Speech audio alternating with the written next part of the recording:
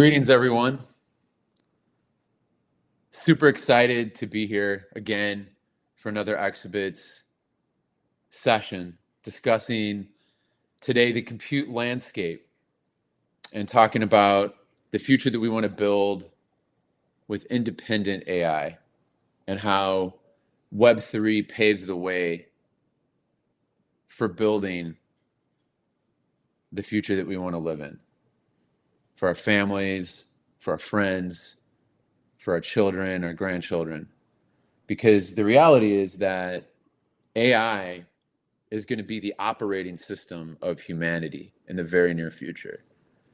And so we have to be vigilant about how we develop this. And we're literally living in the very infancy of these developments and of this major development. We were the pioneers. And so we're really at Exhibits excited to be in this place in space-time, to be in this place in history. And today, I want to just kind of discuss the hammer and sickle aspects of our business and how a real business with real assets, with real compute, and not just a narrative, is the way to a future that is the one that we want to live in. When we focus on the narrative, when organizations focus on the narrative exclusively, the problem is that you have an inflated meme coin at the end of the day, an overfunded meme coin. And at Exhibits, we feel that this is not the way to democratizing and creating independent AI. So I just want to open it up to our guests here today. Any questions that you have in regards to Exhibits and in regards to independent AI, everything's on the table. But what I'm going to discuss to start is the compute landscape. And so I'm really excited to kind of share this vision of the compute landscape as I see it, as Exhibits see it. And again, we believe that democratizing AI is critical to creating the future that we want to build, and it starts with decentralized compute, ownership of compute. It supports a world where the future of AI isn't just left to the agendas of giant corporations and governments. And so we want to give everyone the ability to have ownership of AI compute, to offer the people a voice in how AI is developed, deployed, and operated. So let's talk a little bit about how AI has just absolutely broken records of adoption since the launch of ChatGPT. Let's look at a few of our favorite apps of recent times. Let's look at Facebook. So Facebook took 4.5 years to reach 100 million users. 4.5 years. Instagram is right behind that, or significantly behind that actually, or ahead of that rather, at 2.5 years. So it took Instagram 2.5 years to get to 100 million users. TikTok, 9 months. But then ChatGPT broke this record bombastically by taking only 2 months to reach this number. So I'd like to repeat that for you. ChatGPT broke the record by taking only 2 months to reach 100 million users, which is an amazing and telltale number, statistic. And then if we look at the linchpin of AI, we look at the compute hardware kings, NVIDIA, which are famed for the H and A100s. It surpassed Apple and is right behind Microsoft, exceeding 3 trillion in market value. So in just a very short time, Nvidia surpassed Apple and is just right behind Microsoft in market value, which is this is an incredible statistic.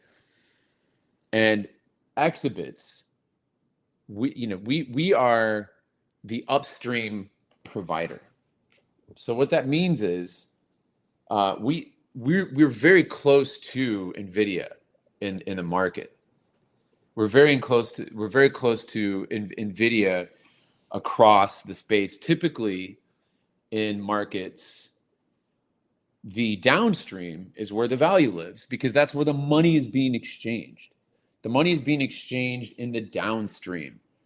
And this is typically where the value is seen, because this is where individuals, organizations are paying money for said widget or commodity. And so being the upstream provider like Exhibits is, typically that would be, the conversation would be that the downstream is the higher value and the upstream isn't as high value. But in this case, in the case of compute, the upstream is where the value lives, because of the utter scarcity of the chips, of the infrastructure, of the machines, of the clusters, of H100, A100, RTX 4090s, and soon to be B200s. The supply chain is absolutely gruelingly difficult to increase the flow. So let's talk about the compute landscape. Now that we've kind of broken that out, let's talk about the compute landscape a little bit. So in the core centralized cloud compute landscape, that is, the tier one organizations include Google. The providers include Google, AWS, and Microsoft. These are the giants. These are the closed market data centers. These are the organizations that are absolutely and shamelessly hoarding these assets. If you consider, for example, the output, NVIDIA's output of H100s, in 2024, they'll produce, by the end of this year, they'll have produced about 1 million H100 chips. And of that 1 million H100 chips, 90% of these are allocated. 90% of these are spoken for by Google, AWS, Microsoft, and a few other inflated giants. And so that leaves a very low number available to other possible providers that everyone has to kind of fight for below them. And so the tier two cloud compute providers include organizations like Lambda and CoreWeave and Cloudflare. And so then this trickles down to these organizations. These organizations are a little bit more aggressive on price, but the scarcity still exists here. These are providers that have very limited resources, and again, these are typically on the rental side are pretty much allocated. And in fact, one of these providers is providing for Microsoft. One of these three providers is currently providing for Microsoft. So this is how bottlenecked compute is at the current moment. And so on the decentralized compute landscape, so that we've discussed the centralized cloud compute landscape, now let's talk about the decentralized cloud compute landscape. And so we have organizations like Akash, which is a peer-to-peer network. We have Jensen, which is on the verification layer. So their model, which I don't believe that they've launched yet, but their model is at the verification layer, so they're verifying the compute. And then and Aether is an aggregator, a giant aggregator for AI and gaming. And then IONET is a massive aggregator for AI, and I believe other use cases. So these projects all are approaching decentralizing compute from the context of connecting devices from all over into a network. So that means your MacBook Pro, your gaming GPU, and then there's also organizations that even go so far as to say that they're accessing your phone, that they can access your phone. And this DPIN infrastructure can work for certain very, very, very low level inference. But when it comes to producing compute for serious AI training, inference, and fine tuning, these organizations included, we can't, as sexy as it sounds, the narrative of aggregating random devices into a powerful compute network that serves serious AI training and inference workloads it doesn't work for this at this time. So real AI applications demand enterprise-grade GPUs from T3 and T4 data centers, which are optimized for heavy AI tasks. So it's also called AIDC, AI-ready data centers. And so Exabits addresses this need by providing the robust and the reliable performance through optimized infrastructure. So IONET and Aether, they have this layer of decentralized compute and providing this geo-distributed network. But when it comes to serving clients that are requiring serious AI training and inference, they utilize AIDC, and it's a peer-to-peer or a direct connect. It's a direct link. Because if you think about it, if you have a serious AI project, say you have a GPT, say you design and develop a GPT, and it's an app, you're gonna want that app to be online 100% of the time. If it goes down, then you have all of these users that you've acquired through all of these efforts and all of these resources that are now offline. So at Exabits, organizations like MyShell, Lepton, even IONET, Akash, Aether, they require an SLA, or they require a serious AI DC connection and infrastructure to serve these needs. And that is precisely what Exabits is about and what we offer. Exabits has at scale AIDC. So AIDC, H100 clusters, A100 clusters, and RTX 4090 clusters at scale. And our vision is that the first layer is that we must provide before before we provide anything else, we provide absolute quality, reliable, high performant GPU compute. That's the critical piece. If we're not offering that, then it's just really air. We're really offering air.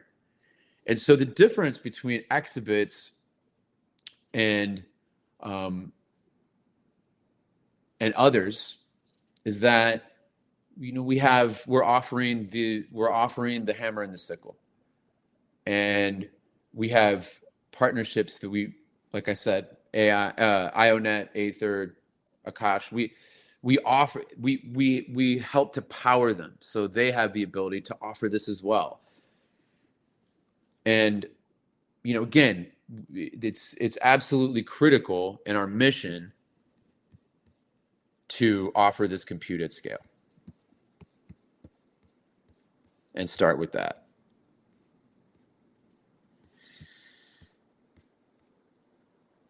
And Exhibits we're the only team in the Web3 space that can deploy, interconnect, and operate thousands of H100 GPUs by ourselves. And how we do that is, first off, the core team at Exhibits has literally just been at this for decades, and we have all of these critical boxes checked. We offer the upstream compute. We're the upstream providers for IONET, Aether, Akash, Heuris, Hyperbolic, MyShell, Nebula Block, and many, many more. And we have a massive supply. And I want to go back to supply. The thing about supply is there's a lot of mixed conceptions about supply of GPU chips. And it goes like this. First of all, a relevant small cluster of H100 GPU machines, and to define that further, an H100 GPU machine is 8 chips. And then if you consider that a small cluster is 32 machines, then this is upwards to $10 million to just buy the chips, just to purchase the chips. But here's the thing. As I mentioned before, the allocation of H100 chips is already highly bottlenecked. The allocation of these is 90% of these chips are already allocated to the giants, to the Google, to the Microsoft, to the Microsoft Azure, to OpenAI, right? And so of this small pool of chips that are left available, there is, even if you have the 10 million, even if you have the money to step on the scene and purchase these chips, the problem is that there is a very serious scrutinizing vetting process that you will undergo. It's kind of like buying an aircraft. You have to have, not only do you have to have the aircraft to fly the aircraft, but you also have to have pilots. You also have to have a hangar. You also have to have a maintenance team. You also have to have a runway, the airport itself, right? And the same is true with this. And the same is true with the fact that you're not just allowed to go buy an F-16. You're not allowed to just go buy, a commercial liner jet. You're going to be vetted to do that. And it's the same with GPUs. And why is that? Because AI is the most transformative technology that will be the operating system of our future. And so this vetting process is very serious and it's very extensive, and very few will have the ability to push through this vetting process and actually get the chips. And then when you have the chips, what next? So you've got the chips. So you go through the vetting process. You've got the chips. You need infrastructure and a team to support the operation. And that's why it's highly notable that Exhibits is the only team in the Web3 space that can deploy, interconnect, and operate thousands of H100 GPUs just by ourselves, the Exhibits crew. And the thing is that, or the pieces of the puzzle are, again, we have the largest supply available across AI data centers, across AIDC, for enterprise compute, meaning serious AI training and inference, not just theoretical or academic. So then on the middleware side, we have an acceleration, stabilization, and optimization software set that enables maximum performance and stability across AI compute.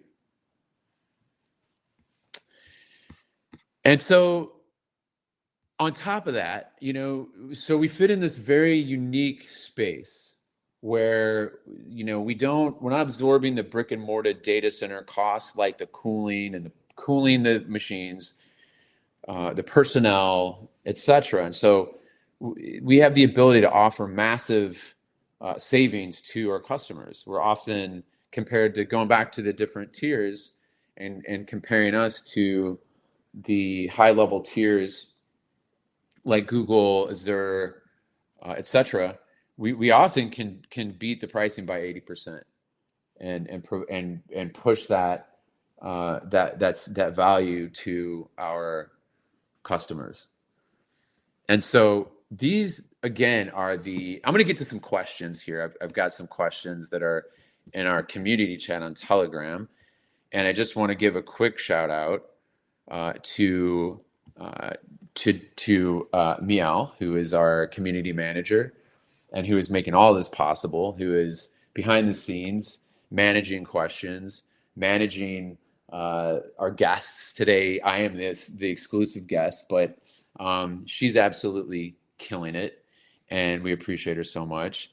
And so there's a question about security and how we handle security. It's a very it's a complex process that we take very seriously, and we utilize Kubernetes and other high-level technologies to provide security across our network. This is a question that I will push to our tech team, being not highly technical. This isn't exactly my forte. So I'm going to push this to the technology, to our tech team. And Beckman, I see you in the chat, and I'll make sure that this question gets answered in detail for you. My apologies for not having a super succinct answer. And then also, I think that's the only question at the moment. I'm going to check the chat. All right. Yeah. So that's the only question. Yeah. Thanks, Miel. Just let me know that that's the only question for now. So that question, Beckman, I'll make sure that gets answered. But yeah, so going back to just the subject at hand, at Exhibits, we first come from a data center domain expertise background, and that is the core team. That's the core. And we have partnerships that run deep in the space that enable us to procure the compute power across AI data centers across the world to provide this compute in a very unique, high value, cost effective way that is exclusive to Exhibits. And really, at the moment, we're a dark horse. We're just gaining the traction that the world deserves to see for us, because the more traction that we get, the more opportunity for independent AI. I mean, it's like, look at it like it's a seed, like we have planted a seed in the world through our domain expertise, through our partnerships, through our ability to push through all the bureaucracy, all the vetting, to have access to AI compute, offering it in a way that supports literally anyone who wants to build an AI. And so that said, I'm going to close the session with this. Exhibits, we value our OGs, and we value so much our community. And our community knows what our mission is. And our mission is to support independent AI, to support the ability for builders everywhere, anywhere, to have access to AI compute in a real way. We're not just a narrative. And the thing, I want to expand on that a little bit. It's in the beauty of cutting edge technology spaces is that it's a creative space, right? It's a space where developers and great minds can come together on an idea, which ultimately is formed into a narrative. And then through resourcing is able to launch as a valuable part of the world.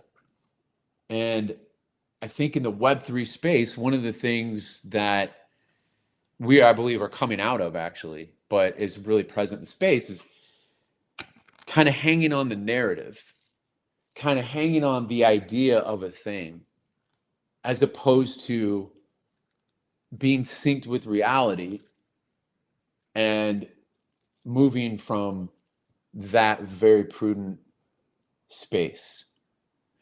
And so exhibits, we want to support a world where real compute is available to real builders everywhere. And that is our core mission. And we want to give the opportunity and the availability of compute so everyone can participate. And so with that, I actually might have a response. Let's see, one moment. Yeah, so one of our tech people is gonna respond, Beckman. We're really bullish on your question, and we want to make sure that we answer it. So that will be answered in the chat or in Telegram. But at any rate, thank you all so much for joining, and please continue to support. We have huge announcements that are coming down the pipeline that everyone's asking about, that everyone asks us on a daily basis about. We have huge announcements that are coming down the pipe. Want to just give a shout out to some of our people: Apon, Steve Barnes, Punisher, Mike. These are some of our Telegram and Discord folks that have been supporting us from the beginning, and many other OGs. My apologies if I'm forgetting, if I've forgotten to mention you. There's so many that we appreciate you guys so much. We are here in Telegram. We are here on Twitter. And we are ready to answer questions and to let you know how you can be a part of the project. So with that said, sayonara. Thank you so much. Thank you so much for being a part of Exhibits. And thank you so much to my team. Thank you to Miel. Thank you to the executive team. And we look forward to deepening this conversation and to connecting with more of you. And again, thank you for your support. It's insurmountable, and we appreciate you. C'est la vie.